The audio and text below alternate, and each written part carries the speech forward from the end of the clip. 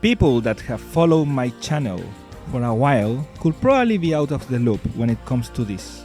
Why is Nik Kershaw even featured here? Wasn't this a Genesis channel? In fact, he's the first artist not directly from the Genesis camp to be featured here. Well, actually that's not true. That will be yes, with a few references in between. But the thing, with Genesis, it makes more sense to talk about other long-running prog acts than why Nik. While editing Red Day on Blue Street, my first YTP audio, wait, that's not true. That will be a 5-second clip of Silver Rainbow. Well, whatever. This was my first true attempt at making a YTP out of pure audio, and I found the song to be really great. And I got curious about Nik. He has writing credits in Tony Banks songs. That doesn't happen. So then I heard the riddle, and I was shocked. A song I had already heard, one that I really loved, but forgot about it. Then I kept hearing his hits and decided to edit him, but then things got strange. It makes sense to just edit what I like. However, Nik had a bit more going on. He had also played with Steve Hackett on the Lamia, and I realized that Steve and Tony shared a few singers. Pretty cool.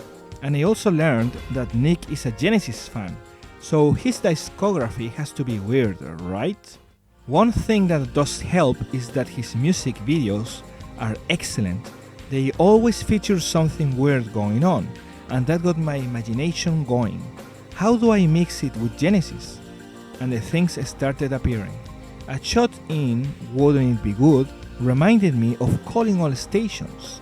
A machine in the same video could be interpreted as a futuristic Roland drum machine. His white suit in the video could be from Keep It Dark. This one idea I didn't implement. In the riddle, Nik is shown many things that aren't shown to us, so that was a good opportunity to showcase things in there. But also there is a band of people that I interpreted as Epic Forest? Anyways, that was the end of it. A Nik Kershaw fan channel almost deleted my 4th episode, prompting me to delete the video and stopping the series. But then I found more songs and weirder videos. The series has to continue. One video features a set similar to This Is Love from Tony Banks, and this series will end soon, but I don't want to spoil it, so that's the reason to why Nik is featured in this channel, and those are some of the connections that Nik has with Genesis. I forgot to add that he appeared on the documentary of Making Weekend Dance. If you find any more Nik and Genesis coincidences, please let me know, and thanks for watching.